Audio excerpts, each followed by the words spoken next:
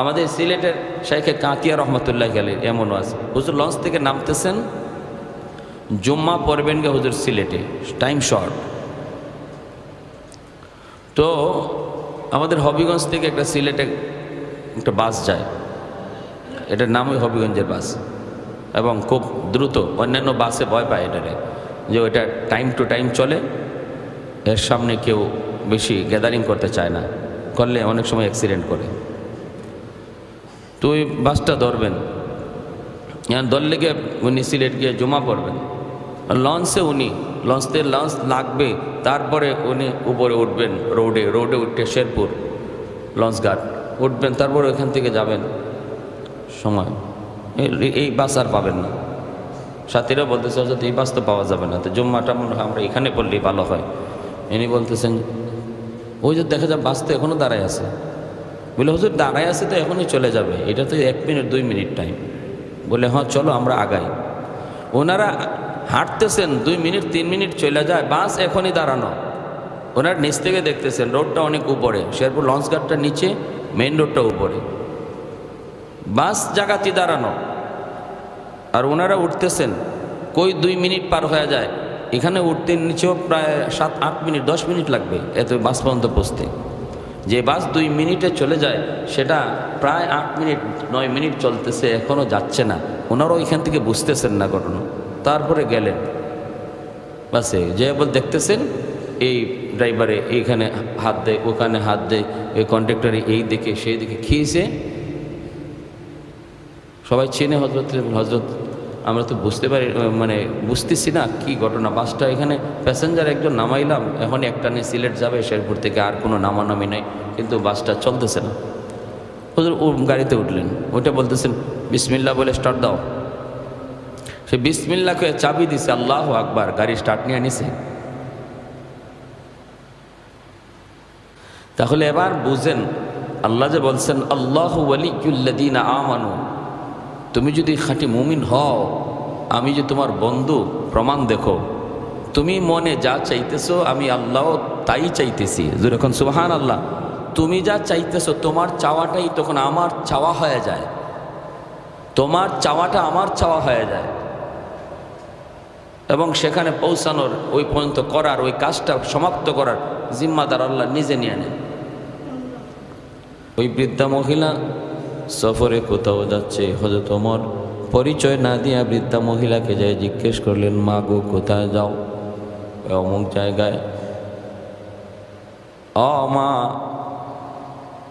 এই মদিনার বাদশাহ উমরের ব্যাপারে তোমার মত কি?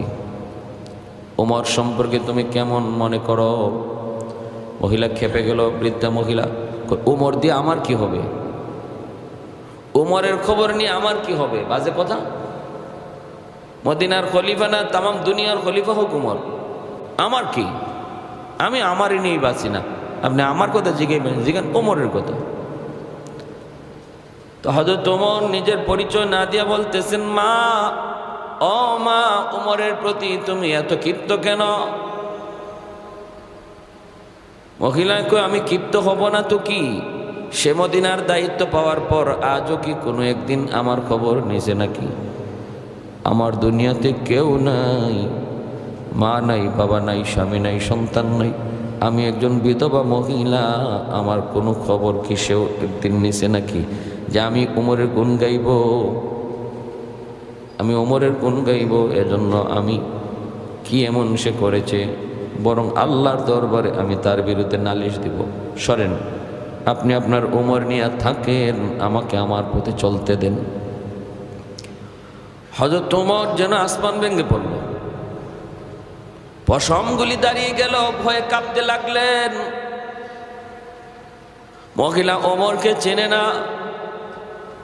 হঠাৎ করে হযরত আলী রাদিয়াল্লাহু তাআলা আনহু এদিক দিয়ে আসতেছেন, আর সেই হযরত ওমর ফারুক রাদিয়াল্লাহু তাআলা আনহুকে দেখেই হযরত আলী সালাম দিলেন, আসসালামু আলাইকুম ইয়া আমিরাল মুমিনিন,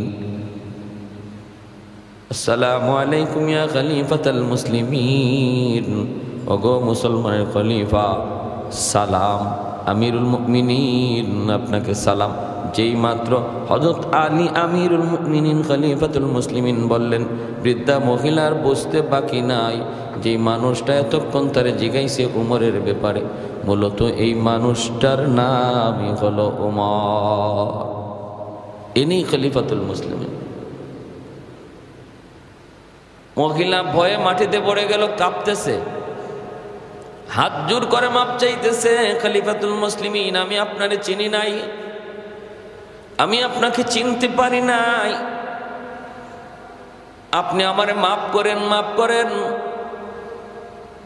কিন্তু হযরত ওমর ফারুক রাদিয়াল্লাহু তাআলা আনহু বলতেছেন, মা আপনি উঠেন, আপনার কোনো দোষ নাই, আপনার কোনো অপরাধ নাই, আপনার কোনো অন্যায় হয় নাই, যা হয়েছে আমি উমরের হয়েছে, এই যে নেন, আপনারে কি দিলে আপনি খুশি হবেন তা আমি জানি না, তবে 20টা স্বর্ণ মুদ্রা এই মুহূর্তে আমি আপনাকে দিলাম, প্রয়োজনে যা লাগে আরো দেব, কিন্তু শর্ত হলো একটা, আমাকে কাগজে লিখে দাও, চামড়ায়, পশুর চামড়ায় লিখে দাও, ওমর হাসরের ময়দানে আমি তোমার বিরুদ্ধে কোনো নালিশ দিব না। হযরত ওমর এই কথা বলতেছেন আর কাঁপতেছেন, কাঁদতেছেন। মহিলার কাছ থেকে স্বাক্ষর নিয়ে নিলেন।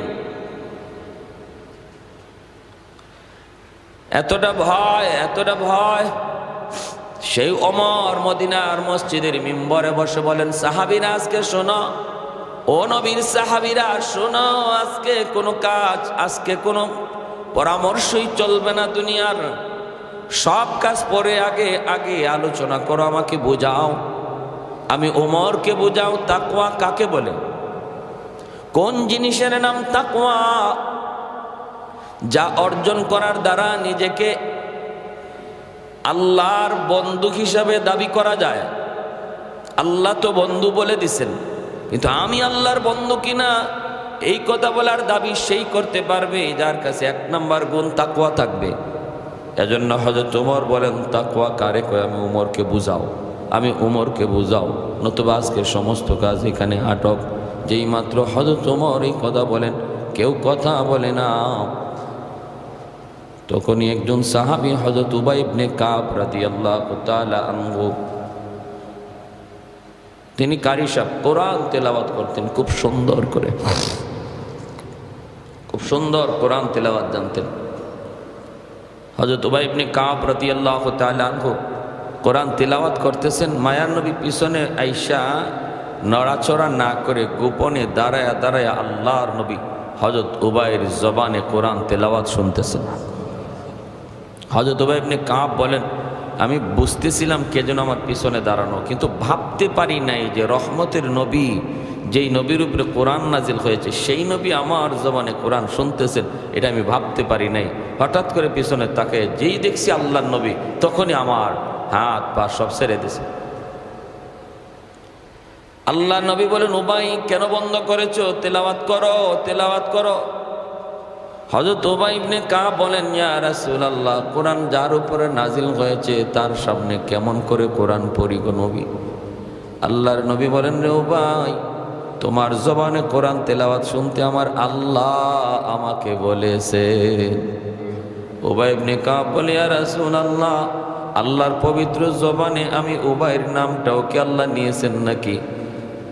তখনই আল্লাহর নবী বলে, উবাই বিশ্বাস করো, আল্লাহ তোমার নাম ধরে আমাকে বলেছেন। জোরে বলি সুবহানাল্লাহ। এত মর্যাদা, এত সম্মান সে উবাই ইবনে কাব রাদিয়াল্লাহু তাআলা আনহু, তিনি বলতেছেন যে খলিফাতুল মুসলিমিন, আমি বলি তাকওয়া কাকে বলে। কোনো আলোচনাই চলতেছে না, সব নীরব বসে রয়েছে, কেউ কোনো জবাব দেয় না, কেউ কোনো সাহস করে কিছু বলে না। ওমরও নিজের থেকে বলেন না। উবাই ইবনে কাব বলতেছেন, আমি বলি তাকওয়া কাকে বলে। বলে, হ্যাঁ বলেন, আপনি বলেন, আপনি দীর্ঘদিন নবীর পাশে, নবীর কাছাকাছি ছিলেন, আল্লাহর নবীকে কোরআন তেলাওয়াত জীবনে বহুবার শোনাইছেন, বলেন তো দেখি। তখন উবাই ইবনে কাব বলেন, তাকওয়া এক্সাম্পল দিয়ে বুঝাই, বলুন আপনি কি জীবনে কখনো এমন কোন রাস্তা, সরু চিকন রাস্তা দিয়ে গেছেন যে রাস্তার দোনো পাশে ছিল কাটা, আর রাস্তাটা একজন মানুষ চলাচল করার মতো, দোনো পাশে জঙ্গল, আর জঙ্গলে বিষাক্ত কাঁটাগুলি এইভাবে রাস্তামুখী। এই রাস্তার মাঝে আপনি রাস্তা পার হইতেছেন।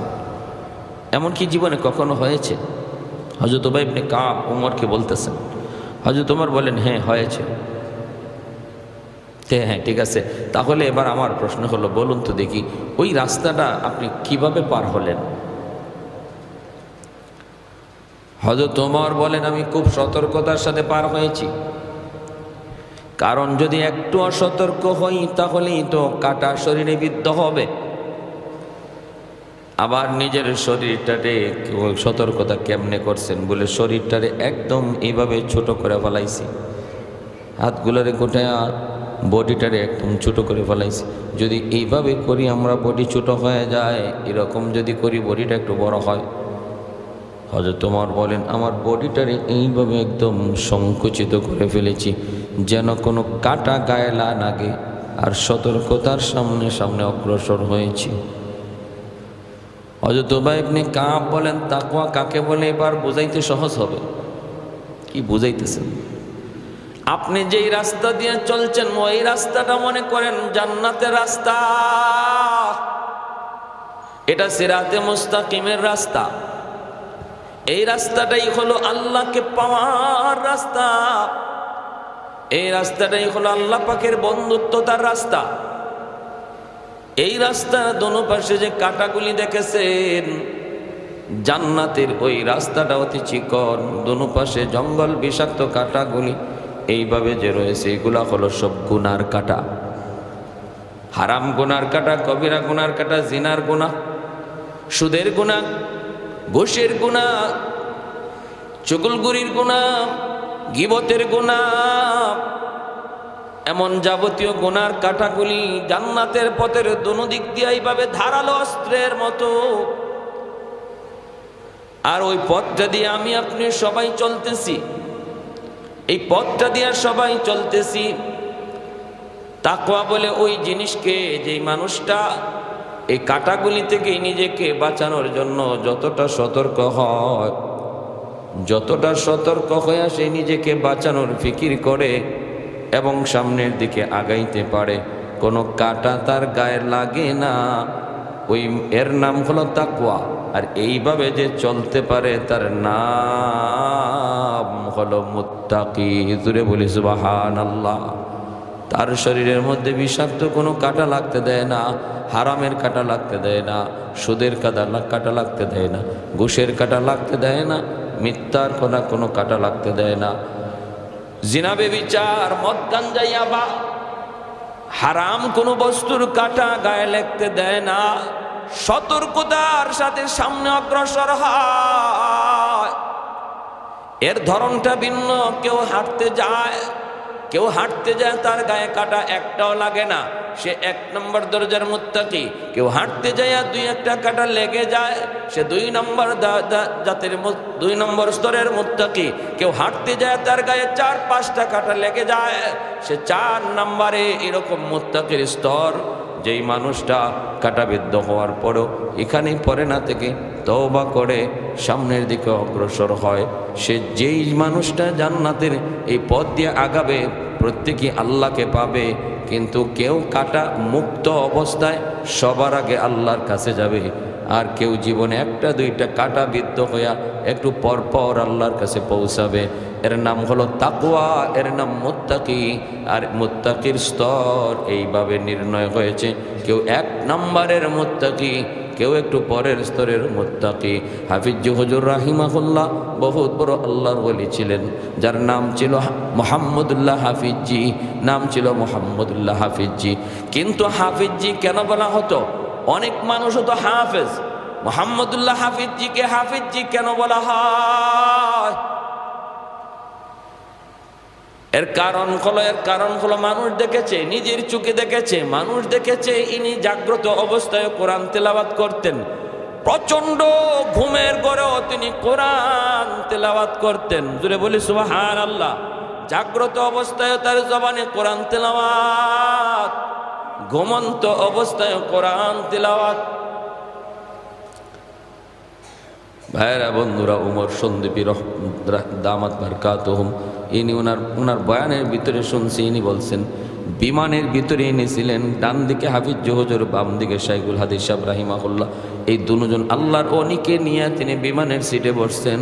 বিমানের সিটে বৈশা বিমান যখন চলতে লাগলো, তিনি বলতেছেন বিমান চলতেছে, দুই দিকে দুই বুজুর্গ আল্লাহর বহুত বড় বলি, দুজন আমার দুই দিকে, মাঝখানে আমি।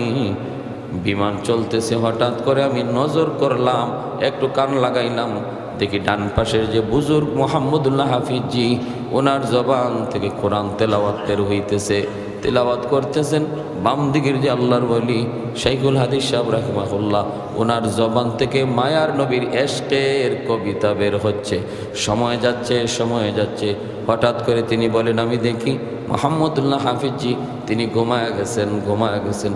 কাঁধটা এইভাবে, মাথাটা যেন, হুজুরের মাথাটা যেন আমার কাঁধের কাছাকাছি চলে আসছে। আমি বুঝতে পাইতেছি হুজুর বিমানের ভিতরে ঘুমায়া গেছেন, হজের ফ্লাইট, হুজুর বিমানের ভিতরে ঘুমায়া গেছেন। আমি যখন একটু কান লাগাইলাম, তখনই দেখলাম ঘুমন্ত করে হুজুরে এক সূরা শেষ করে আবার আরেক সূরা শেষ শুরু করলেন। কাফ হা আইন সাদ বলে আল্লাহর কোরআনের আরেক সূরা ঘুমন্ত অবস্থায় শুরু করে দিলে। কেমন বুজুর্গ, কেমন আল্লাহওয়ালা, তারা জীবনে চলছেন ওই কাঁটাওয়ালা রাস্তা দিয়া। কোনো কাঁটা, এত সতর্ক ছিলেন তারা, কোনো কাঁটা লাগতে দেন নাই। আর আমরা চলতেছি, কাঁটা লাগতেছে, কেউ কাঁটার, বিষাক্ত কাঁটার ফাঁদে পইরা এখানেই পইরা রয়েছে, আর সামনে হাঁটতেছে না। আবার আমাদের ভিতরে কেউ আছে, কাঁটা যদি বিদ্ধ হয়েছে, সাথে সাথে এটা থেকে এটা ওসব কী করে পার হইয়া সামনে আগানোর চেষ্টা করি, একটু কান্নাকাটি করি, একটু তওবা করি, আল্লাহ ভুল হয়ে গেছে, একটু সামনে আগাই। এভাবে মুত্তাকি স্তর নির্ণয় হয়। মোহাম্মদুল্লাহ হাফিজ হুজুর রাহিমাহুল্লাহ হজে গেলেন, হজে যাবেন, হজ থেকে হজ ফ্লাইট শেষ, এখন বাংলাদেশে আসবেন। ওই অবস্থায় তিনি ফ্লাইট ধরতে একটু দেরি হয়ে গেছে, যে গাড়িটাতে ছিলেন এই গাড়িটা একটু জ্যামে পড়ে গেছে, আসতে একটু সমস্যা হয়েছে। এদিকে হজের বিমান ছেড়ে দিবে, টাইম হয়ে গেছে।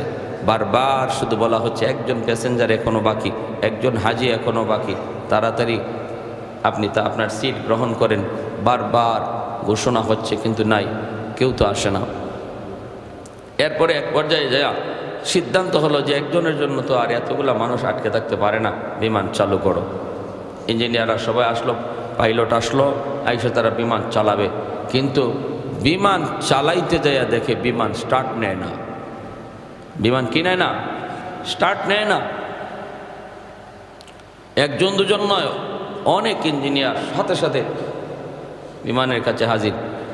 তাদের যদ্দূর সামর্থ্য ছিল, যদ্দূর জানা ছিল, যদ্দূর জ্ঞান ছিল, সব চেক করে দেখছে, কোনো ত্রুটি নাই, বিমানের কোনো ত্রুটি নাই। কিন্তু কেন স্টার্ট নিতেছে না তারা কেউ বুঝে না, কেউ বুঝে না। সময় গড়িয়ে যাচ্ছে, সময় গড়িয়ে যাচ্ছে। এদিকে হুজুরের গাড়িতে যারা ছিল, হুজুরের খাদেম আরবের, তারা বলতেছে হজরত ফ্লাইট তো এটা মিস, এখন তাড়াহুড়া করে লাভ নাই, আমরা একটু রেস্ট নিই, তারপরে দেখি কি ব্যবস্থা হয়। এই ফ্লাইট মিস, তাই তো ওভার টাইম হয়ে গেছে। তখন হুজুরে একটু মুচকি হাসেন আর বলেন, চলো আমরা বিমান না পাইলেও তো এয়ারপোর্ট যেতে পারবো, এয়ারপোর্টে একটু ঘুরে দেখে আসি। বিমান ধরতে না পারলেও এয়ারপোর্ট তো দেখতে পারবো, বিমানবন্দর তো দেখতে পারবো। তখনই সাথীরা বলতেছে যে এটা কি কোন কথা, হুজুরের জীবনে কতবার বিমানবন্দর দেখলেন, আর আজকে বলতেছেন বিমানবন্দর নতুন করে দেখবে। হায় হায়, না জানি আজকে কোন রহস্য উন্মোচন হইতেছে, না জানি আজকে আল্লাহর ওলির কোন কুদরত, কোন কারামত প্রকাশ পাইতেছে। সবাই আসলো, বিমানবন্দর ঢুকছেন, ঢুকে যখন উনি জানাজানি হয়ে গেল, সব হইচই করে গেছে, প্যাসেঞ্জার আসছে, উনি আসতে করে সামনে গেছেন। সবাই আইয়া বলতেছে হজরত এই বিমানটা যাবে না, এই বিমানটা ত্রুটি দেখা দিছে, বিমানটা এটাই আপনার বিমান, কিন্তু বিমানটাতে ত্রুটি দেখা দিছে, এই বিমানটা আর চলবে না, অন্য একটা বিমানের আমরা ব্যবস্থা করতেছি। পাইলটও আসলো, আইসা বলতেছে হজরত বিমানটা একটু ত্রুটি দেখা দিছে আমরা, এবং বারবার মাইকেও বলতেছে যে মানে কি কয় যে ত্রুটির কারণে হ্যাঁ, ইলেকট্রনিক ত্রুটির কারণে বিমান এটা যাবে না, ঘোষণাও দিচ্ছে। তখন আল্লাহর ওলি যায় বলতেছেন পাইলটকে, আচ্ছা বিমান কি ত্রুটি? বলে কোনো ত্রুটি বুঝি না, কিন্তু স্টার্ট নিচ্ছে না। বলে চলো বিমানে উঠো, আমাকে উঠাও। বিমানে উঠছেন, সব যাত্রীদের বলছেন আপনারাও যার যার সিটে বসেন। উনি এবার পাইলটকে বলতেছেন বিসমিল্লাহ বলে স্টার্ট দাও। যেই মাত্র পাইলট বিসমিল্লাহকে স্টার্ট দিল, চাবি দিল, সাথে সাথে বিমান স্টার্ট নিয়ে আনিল। আল্লাহু আকবার! সমস্ত যাত্রীরা দেখলো বিমান স্টার্ট নিয়ে আনিল। এবার সবার বুঝে আসলো যে কেন বিমান স্টার্ট নেয় নাই। কারণ আল্লাহর ওলি এখনো তার সিটে এসে পৌঁছেন নাই, সিটে পৌঁছেন নাই। আমাদের সিলেটের শাইখে কাতিয়া রহমতুল্লাহ আলাইহি এমনও আছে, হুজুর লঞ্চ থেকে নামতেছেন, জুম্মা পড়বেন গে হুজুর সিলেটে, টাইম শর্ট। তো আমাদের হবিগঞ্জ থেকে একটা সিলেটে একটা বাস যায়, এটার নাম ওই হবিগঞ্জের বাস, এবং খুব দ্রুত। অন্যান্য বাসে ভয় পায় এটারে, যে ওইটা টাইম টু টাইম চলে, এর সামনে কেউ বেশি গ্যাদারিং করতে চায় না, করলে অনেক সময় অ্যাক্সিডেন্ট করে। তো ওই বাসটা ধরবেন, ধরলে গিয়ে উনি সিলেট গিয়ে জমা পড়বেন। লঞ্চে উনি লঞ্চ লাগবে, তারপরে উনি উপরে উঠবেন, রোডে উঠে শেরপুর লঞ্চ ঘাট উঠবেন, তারপরে ওইখান থেকে যাবেন সময়। এই বাস আর পাবেন না। সাথীরা বলতেছে হয়তো এই বাস তো পাওয়া যাবে না, তো জুম্মাটা মনে হয় আমরা এখানে পড়লেই ভালো হয়। ইনি বলতেছেন ওই যে দেখা যায় বাস তো এখনও দাঁড়ায় আছে। বলে হুজুর দাঁড়ায় আছে তো এখনই চলে যাবে, এটা তো 1 মিনিট 2 মিনিট টাইম।